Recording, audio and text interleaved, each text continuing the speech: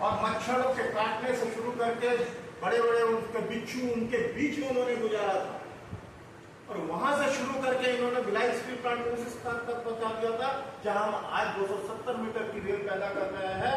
और पूरे हिंदुस्तान में मैंने जो ऑस्ट्रेलिया की आबादी से भी बड़ी आबादी हमारे उस रेल यात्रा कर रही है, सबसे सुरक्षित और सबसे सस्ती, उसके अलावा दूसरा कोई और यात्रा नहीं।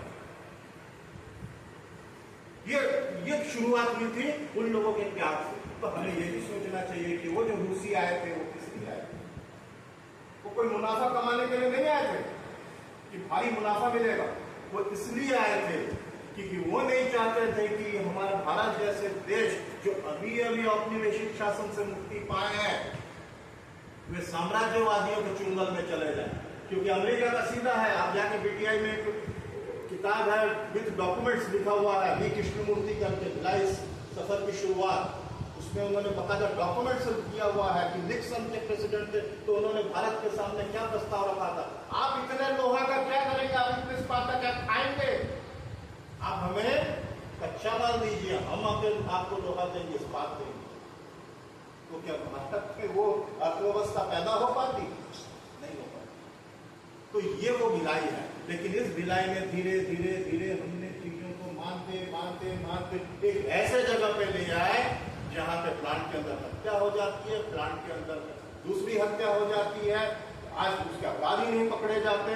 और आज तो ऐसा है कि एक सामान्य सी घटना हो गई है कि हमारे ठेका कर्मियों को पैसा तो मिलता है लेकिन वो पैसा वसूल लिया जाता है बकायदा सिस्टम के तहत। और जब हम अधिकारियों को बाहर बोलते हैं देखिए हम तो उनको दिलवा देंगे, बाहर क्या होगा उसके बारे में हम नहीं जानते। ये सारी चीजें हैं जिसके ऊपर एक दूसरे के ऊपर दोषारोपण के लिए मैं नहीं बोल रहा हूँ, हम सबको गंभीरता से विचार करना है, इसका हल निकालना है।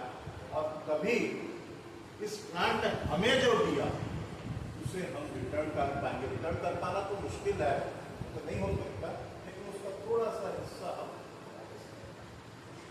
मैं आशा करता हूँ कि मैं किसी का भी दिल नहीं दुखाया, किसी के ये बोल के मेरे को किसी को भी कोई व्यक्तिगत रूप से मेरा कहने का मकसद कतई नहीं है। मेरा मकसद केवल इस सिस्टम के अंदर, इस सिस्टम की ओर लोगों का ध्यान आकर्षित करना है, जिसके हम लोग सब धीरे धीरे शिकार भी हो रहे हैं, लेकिन बहुत आसानी से उसे शिकार करते हैं। धन्यवाद। अपनी वाणी को विराम